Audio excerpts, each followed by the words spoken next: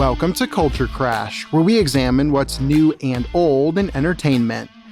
Kevin Parker, the Australian hitmaker better known by his moniker Tame Impala, is a do-it-all musical guru who's found a way to blend the pop sensibilities of Paul McCartney, a John Lennon vocal falsetto, and the psychedelic spark of Pink Floyd into a cocktail that fit in but stood out among the indie rock and electropop scenes of the 2010s.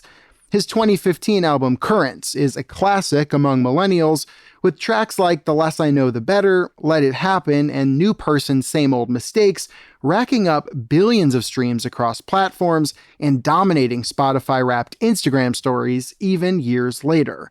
Like all musicians though, Parker's output as Tame Impala is subject to change, and his latest album Deadbeat has drawn some polarized responses across the internet and from critics alike. Lead single End of Summer was noted for its more EDM-forward sounds, while his later singles were widely regarded as fun but less complex than some of his earlier work.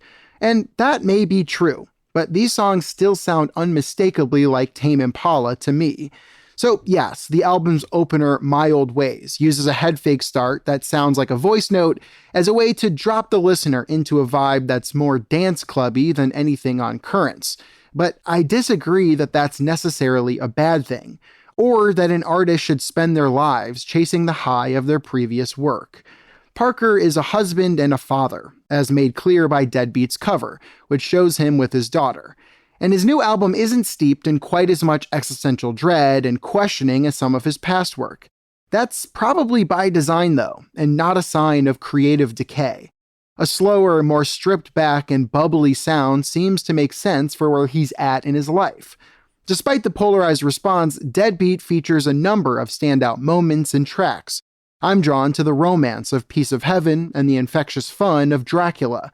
Tame Impala has evolved, and Tame Impala will continue to evolve.